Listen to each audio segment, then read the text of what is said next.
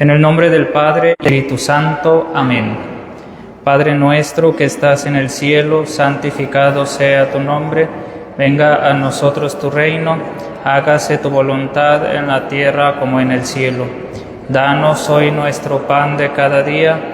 Perdona nuestras ofensas, como también nosotros perdonamos a los que nos ofenden. No nos dejes caer en tentación y líbranos del mal. Amén. Te damos gracias, Señor, por este momento que nos concedes estar en tu presencia. Te pedimos abras nuestro corazón para remover la tierra y dar mucho fruto en la semilla que quieres sembrar en nuestro interior. Abre nuestra conciencia, nuestro entendimiento, fortalece nuestra voluntad para aceptar tu salvación.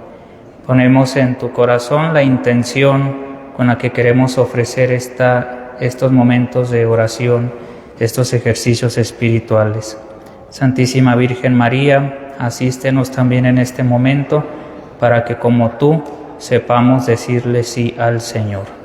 Dios te salve María, llena eres de gracia, el Señor es contigo, bendita eres entre todas las mujeres y bendito es el fruto de tu vientre Jesús.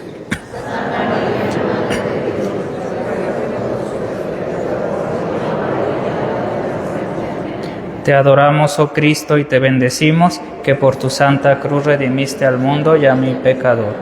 Nuestra Señora de los Bosques, ruega por nosotros. En el nombre del Padre, y del Hijo, y del Espíritu Santo. Amén. Tomen asiento, por favor. Hoy vamos a reflexionar. Si ayer hablábamos de que solo una cosa es necesaria, salvarnos. Solo hay una cosa que nos puede arrebatar la salvación. Solo hay una cosa que pone en peligro la salvación, y eso que nos puede apartar de Dios para siempre es el pecado. Dice muy claro la Escritura, ¿qué nos puede apartar del amor de Dios? Dice, ni los ángeles, ni los demonios, ni la espada, ni la tribulación, etc. San Pablo enlista muchas cosas. Dice, nada nos aparta del amor de Dios. Pero lo único que sí nos puede hacer perder la salvación es el pecado. Dios nos sigue amando, aunque seamos pecadores. Pero el pecado sí es la amenaza más fuerte porque rompe la comunión con Dios. Y esto es necesario siempre tenerlo muy en cuenta, porque con el pecado convivimos a diario. Ahora sí que no podemos escapar de ese asedio. Todos somos tentados, todos hemos cometido pecados, y en ese sentido el demonio buscará perder a todos. El día del Evangelio de las Tentaciones, primer domingo de Cuaresma, cuando reflexionábamos sobre el sentido también de la tentación, reflexionábamos cómo el demonio ni siquiera se tentó el corazón, valga la expresión, porque también intentó llegar a Cristo. Entonces vemos cómo es una lucha espiritual, una lucha fuerte, seria, porque está en juego algo muy delicado, nuestra eterna salvación. Por eso hoy vamos a reflexionar sobre los estragos que tiene el pecado en el alma. El pecado en nuestra vida va empañando la respuesta que le damos a Dios. Porque si Dios quiere salvarnos, como meditábamos ayer, Dios no nos va a obligar a salvarnos. Dios respeta nuestra libertad. Pero lo que más nos aleja de Dios es esa realidad del pecado. ¿Qué es el pecado? Es todo acto contrario a la ley de Dios. Todo acto que rompe la comunión con Dios. Y aquí hablamos de dos términos, la comunión y la gracia. ¿Quién está unido a Dios? El que está en gracia. ¿Qué es la gracia? Es la vida de Dios en ti. Esa vida de Dios, esa grandeza, esa pureza, toda esa bondad de Dios es la gracia que vive en ti. Por eso estás unido a Él. Por eso el sacramento de la Eucaristía se llama comunión, porque es la manera más común de unirte a Dios. Dios y tú son uno en esa amistad, en esa santidad, porque Dios vive en ti. Estás tan unido a Él que nada los va a separar. Pero el pecado sí rompe esa comunión. Por eso aquí tenemos que ser muy conscientes. Primero, el pecado no lo podemos ignorar porque hace mucho daño al alma. Así como una enfermedad no se cura solo con ignorarla. Si una persona enferma ignora su enfermedad y no le hace caso, terminará por morir. Tiene síntomas, pero no se atiende. Pues tarde o temprano se va a morir porque la enfermedad sigue su curso. Una persona en pecado, si no se atiende, también va a morir. Y en ese sentido, la doctrina es muy clara. El pecado mortal lo define el catecismo como la muerte del alma. El pecado venial como una enfermedad del alma. Pero un pecado venial también se puede convertir en un pecado mortal, así como desde una infección, si no se atiende, se complica y se convierte ya en algo más serio. Pero ¿qué piensa hoy el mundo del pecado? ¿Qué piensa la gente? Pues hay muchas ideas equivocadas. Incluso se ha llegado a minimizar la cuestión del pecado. Alguna vez ya lo reflexionábamos también en ese tiempo de Cuaresma, cómo el mundo ha perdido la noción del pecado. También lo comentábamos ayer, ahorita ya nada es pecado, nada. Cada quien puede vivir como sea, cada quien puede hacer lo que quiera, y ya decirle a alguien que está en pecado, pues ya hasta se oye como anticuado. Y por eso todo es tan normal, entre comillas. La unión libre, por ejemplo. Ahorita ya es al revés. Raro es el que se casa por la iglesia, porque ya la usanza es en unión libre. ¿Cómo se viven los noviazgos? Pues ya tienen relaciones, ya viven como esposos, sin estar juntos a veces. Y ya es algo normal. Y así muchas cosas por el estilo que se han normalizado y que ya cada quien es tan libre y hasta es un derecho.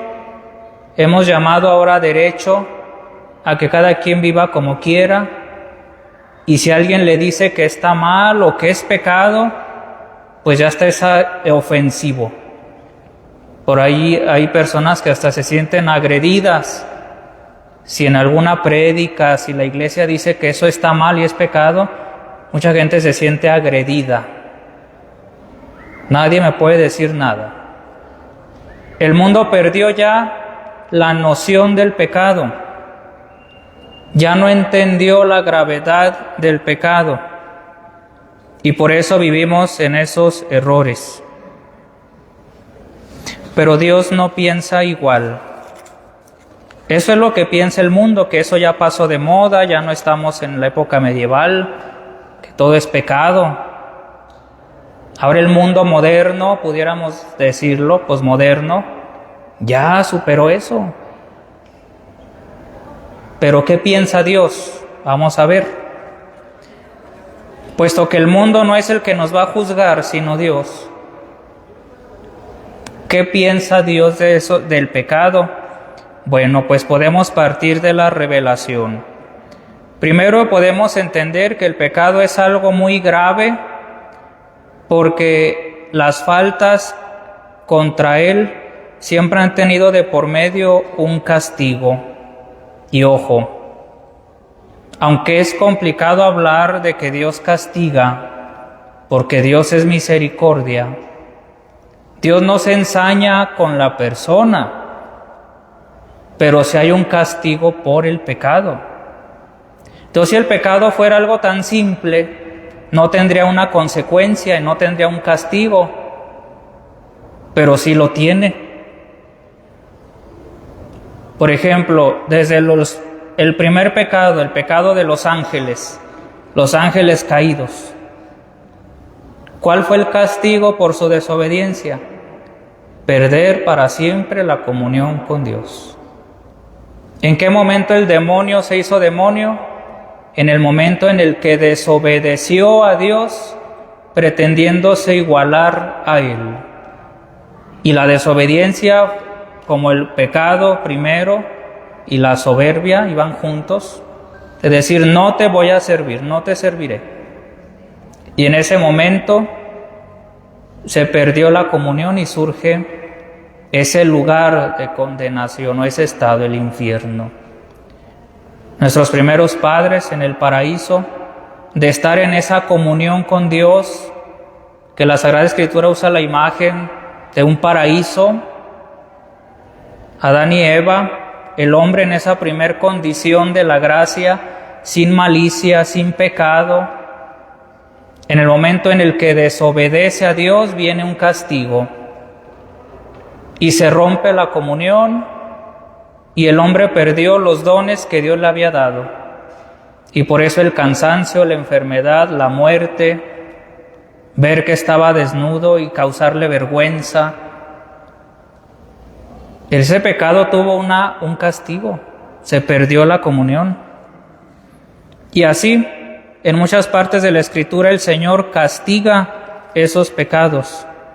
¿Por qué? ¿Por qué se usa ese término castigo? Porque esa desobediencia o esa transgresión no puede quedar impune en razón de la justicia de Dios. Jesús nos explicará después que la justicia de Dios también va encaminada a su misericordia, pero de todos modos hay una culpa que pagar. Esa culpa o esas consecuencias son las que paga el Señor en la cruz. Entonces entendemos cómo el pecado daña el alma porque todo parte de una mentira para prometerte una falsa felicidad. ¿Cuál es la dinámica del pecado? Tiene 3 momentos. Primero, el tentador se acerca a nosotros y nos propone una desobediencia, una caída, pero nos lo plantea como algo fabuloso. ¿Por qué es tan atractivo el pecado?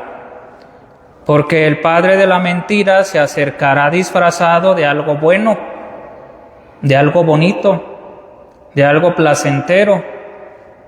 Y así es todo pecado. Todo pecado es placentero. Todo pecado es atractivo.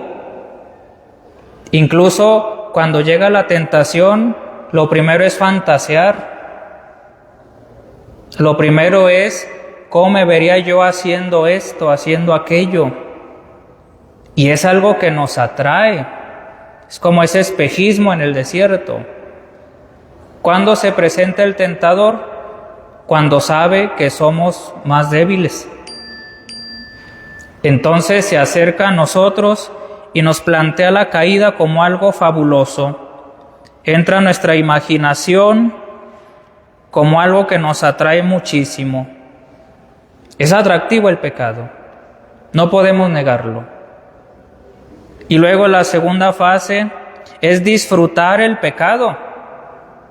Todo pecado se disfruta. Así como el alcohólico disfruta echarse su tequilita, su cerveza, Así como el drogadicto disfruta el éxtasis cuando está en ese trance. Todos los pecados se disfrutan, todos, la crítica, etc. Esos pecados se disfrutan dejándose llevar por toda la maldad que implica, pero que el alma está cegada. Hay un disfrute perverso en el pecado. Pero el tercer paso es que cuando terminan esos segundos de placer en cualquier pecado, viene el tercer paso, que es cuando se pasa el efecto, es cuando el alma recapacita. ¿Qué hice? ¿Por qué lo hice? ¿Para qué lo decía? ¿Por qué esto? Y es cuando se quita la venda de los ojos y ya el diablo se ríe de nosotros. Te engañé, caíste. Y es cuando viene ese sentimiento de culpa. ¿Qué hice? ¿Por qué me dejé llevar? Si ya había prometido esto, también que íbamos y volví a caer. Cuando se nos quita la venda de los ojos, es la hora de la verdad. Y volviste al pecado. El pecado es ese alejamiento voluntario de Dios. Porque el demonio no puede entrar a la voluntad.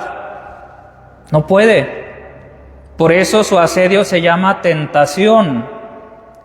Porque la tentación es solo una propuesta, pero no te puede obligar. El demonio no puede. Ni siquiera cuando alguien está poseído, por poner un caso extremo, no puede entrar a la voluntad de la persona. No puede. Ni Dios tampoco en su omnipotencia ha querido hacerlo.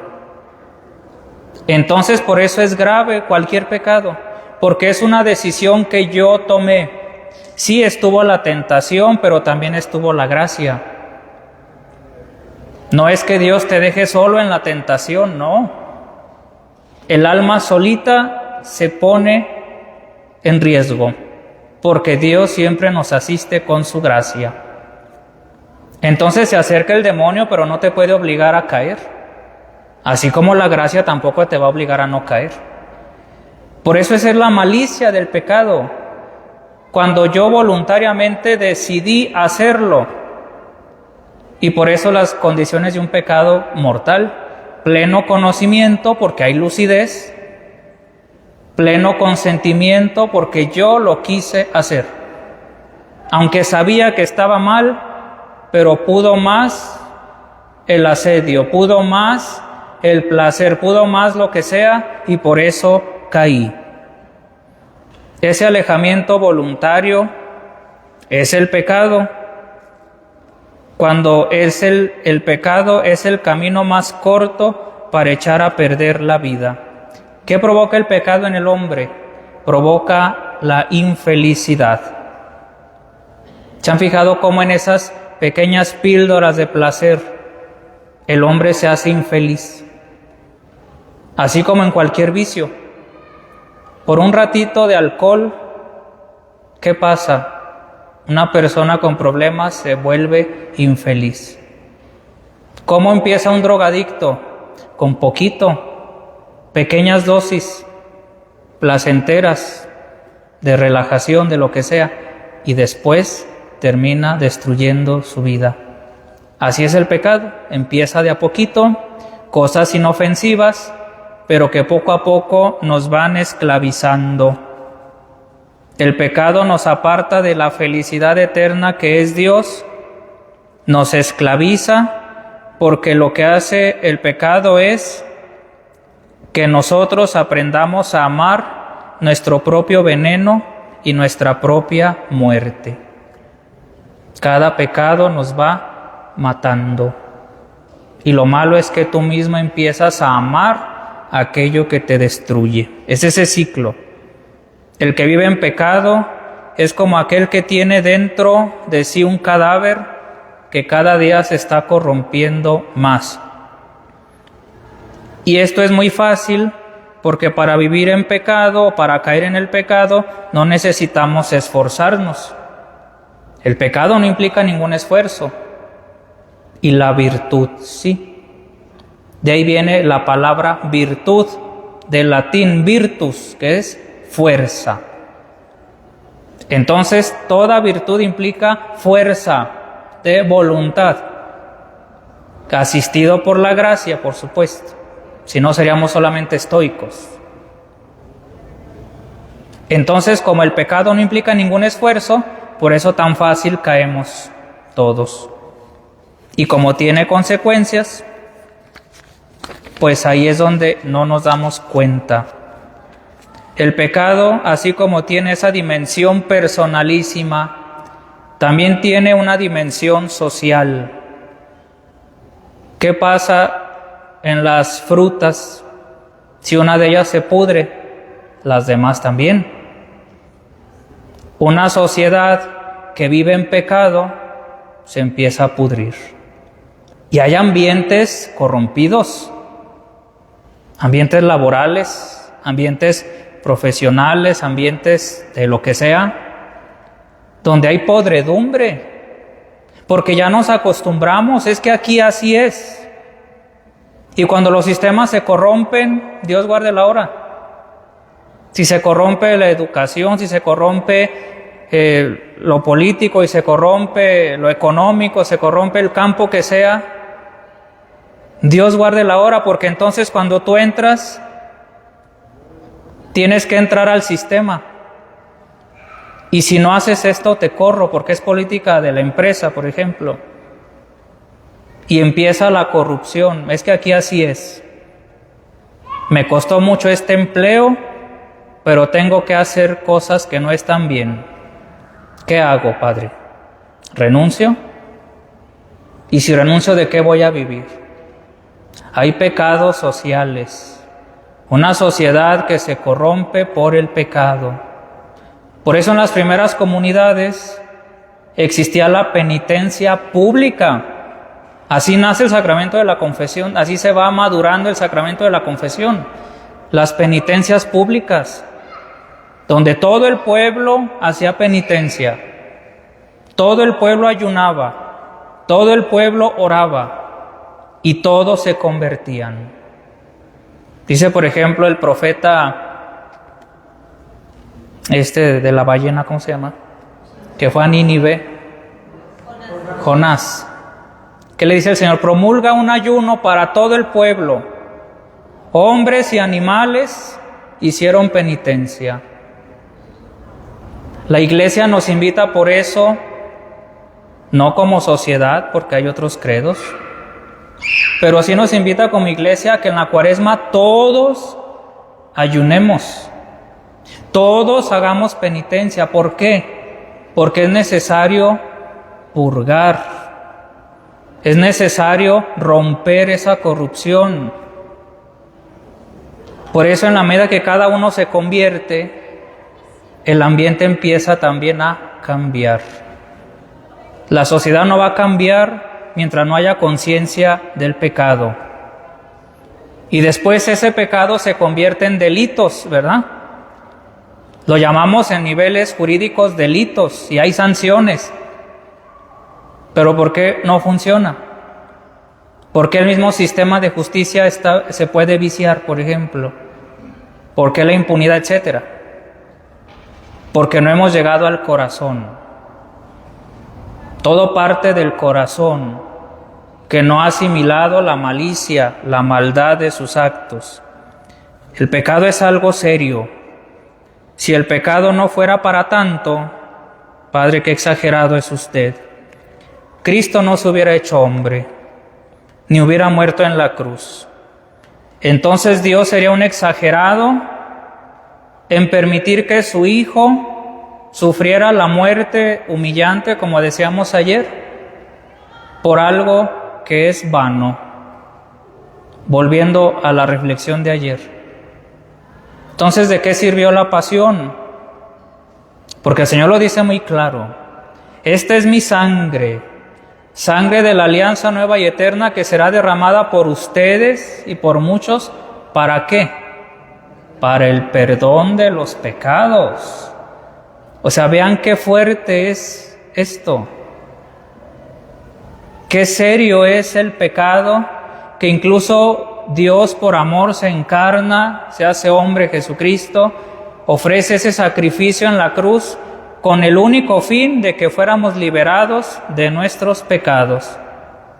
Y decir ahorita que el pecado no pasa nada, no existe, no te apures, eso es cuento de los curas, de la iglesia, ¿para qué te confiesas?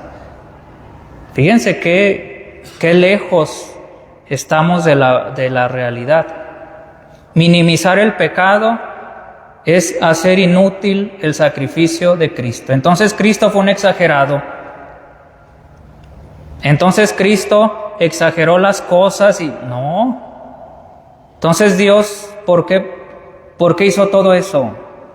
¿Estaba loco o qué? No. Porque precisamente el pecado era lo único que alejaba al hombre de ese proyecto de salvación.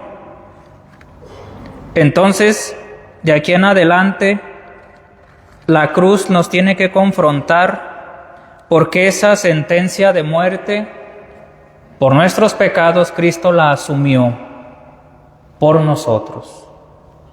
Y es donde cambia la concepción. Ahora el castigo que merecíamos nosotros lo asumió Cristo. Él quiso aceptar, por eso dicen las palabras de la consagración, aquella noche de su pasión voluntariamente aceptada. O sea, fue el acto de amor más grande. Alguien que no tenía culpa, se echó la culpa y pagó por nosotros. Él fue el castigado.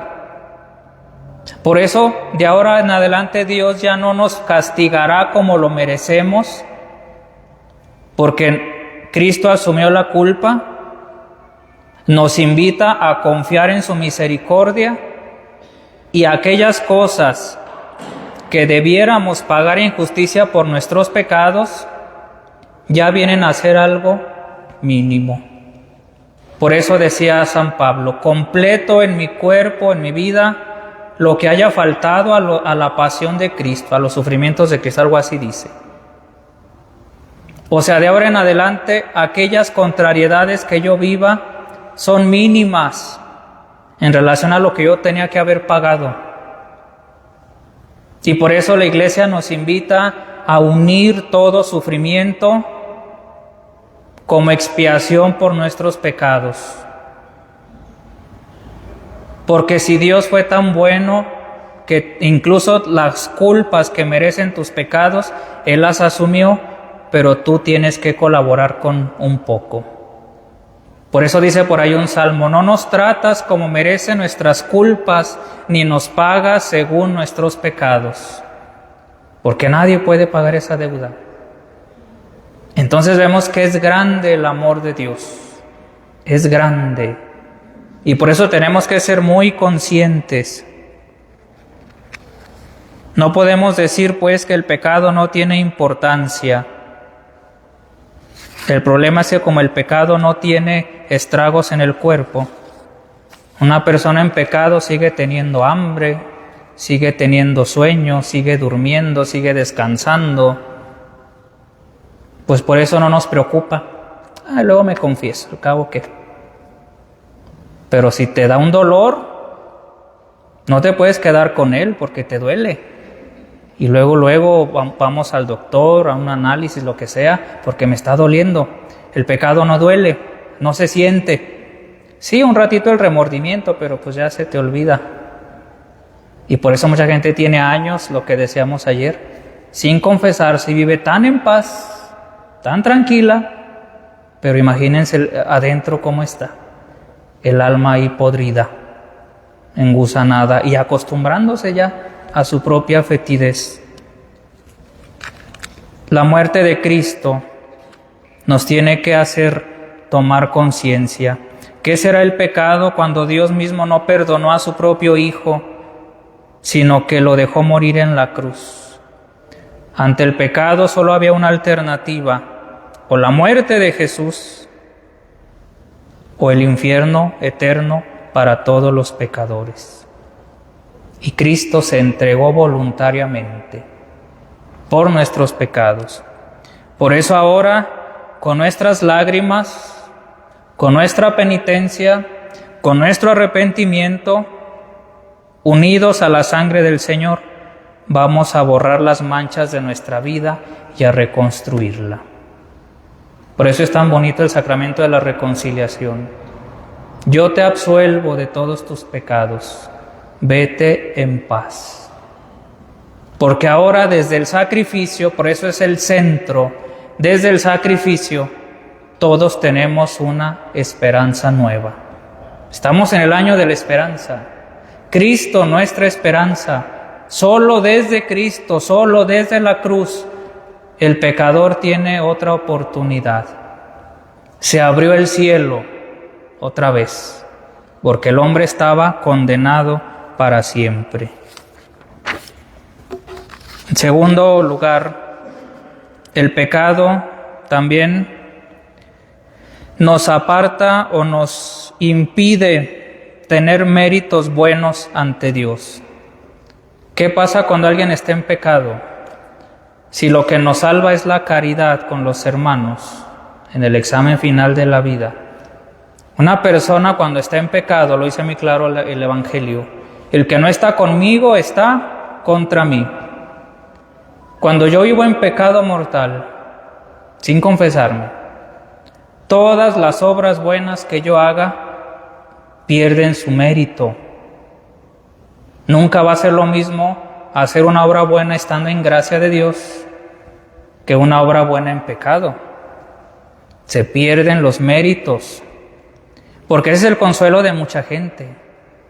No, mira, fulanito no se confesaba, no le gustaba eso, no era fanático, no iba a misa, pero era buena persona. Pues el pecado mortal nos priva de los méritos de nuestras buenas obras. A veces es el consuelo. Basta con que seas buena persona. No vayas a la iglesia. No reces, ¿para qué? Vale más que seas buena persona. Cuidado.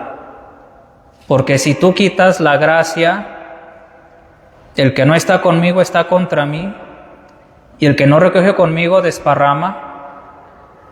Se están quedando sin mérito tus buenas obras. Entonces se convierte en un mero altruismo.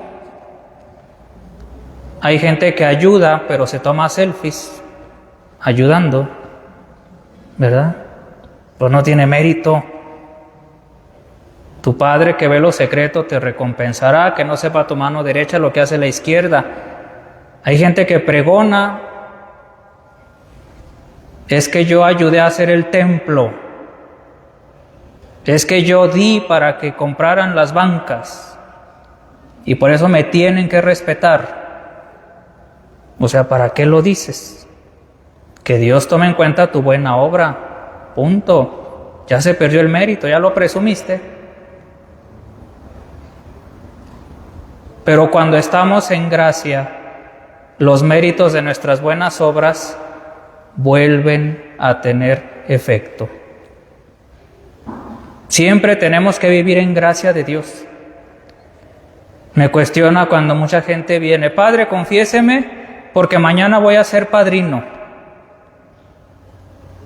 Entonces la gracia es solo de ocasión. ¿Se fijan? Hay gente que nunca se confiesa, pero nada más se confiesa porque va a ser padrino, porque se va a casar, porque algún evento, y pues tengo que confesarme, así lo dicen. Es que me tengo que confesar porque mañana soy padrino, voy a ser chambelán. Y le digo, ¿y si no fuera chambelán no te confesabas? Pues no. La gracia de ocasión. O sea, toda la vida en pecado, pero pues ya me agarraron de padrino, pues ni modo, hay que ir a confesarnos. Y ya, comulgan en la misa para que salgan en la foto, en la película, y en la misma fiesta se ponen una borrachera y, o sea, ya cumplí. Ya me vuelvo a confesar hasta que... Aquí no pasa eso.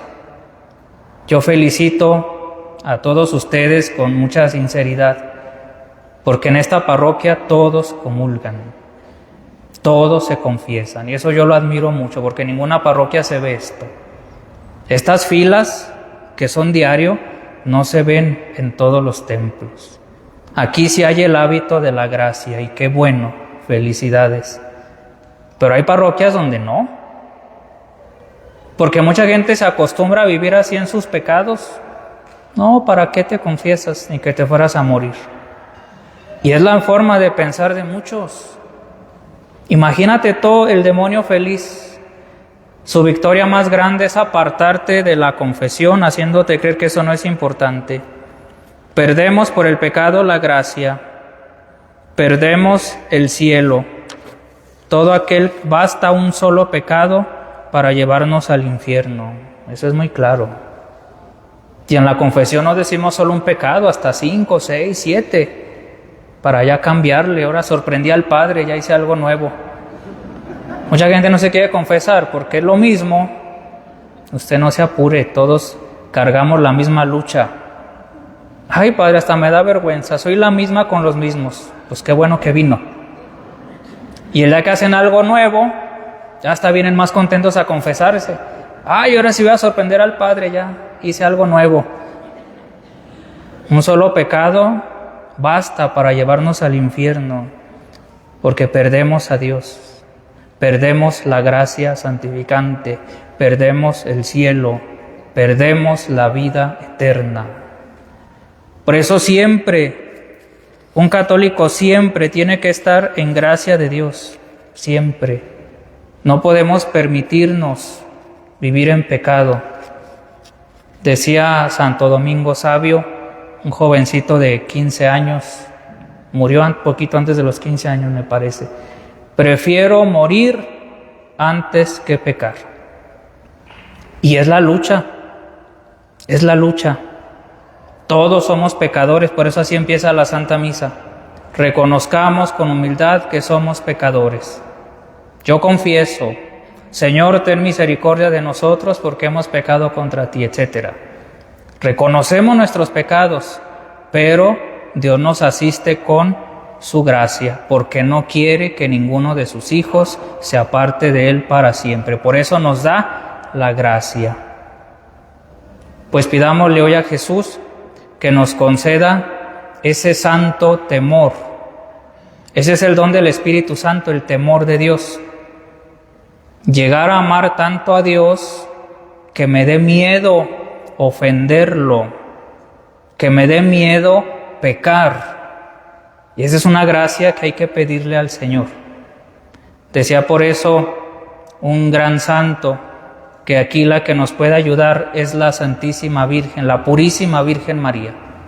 Dice, ¿por qué el corazón de María es el lugar más seguro para refugiarnos? Por eso la advocación refugio de pecadores. ¿Por qué el corazón de María es el lugar más seguro para defendernos del demonio?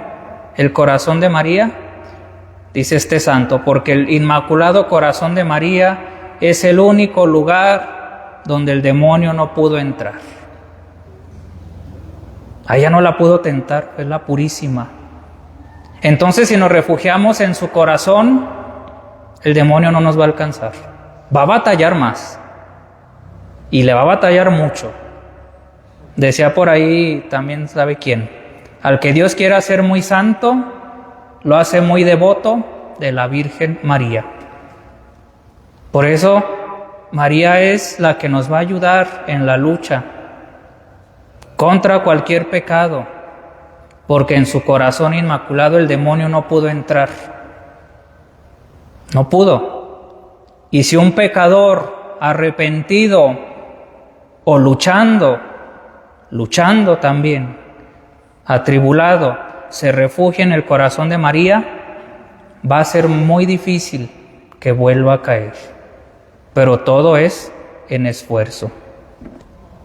Por eso es el cielo. ¿Quién merece el cielo? Pues no el que nunca pecó, bueno, también. Pero merece el cielo aquel que se esfuerza en luchar con sus pecados. Es una lucha campal, porque está en juego algo muy importante, nuestra alma, algo muy valioso. Por eso el enemigo se aferra tanto y nos asedia tanto. Por eso esa lucha, y hay quienes ya la perdieron. No es pecado, ¿para qué te confiesas? No, eso. Es una lucha y muchos ya se dieron por vencidos.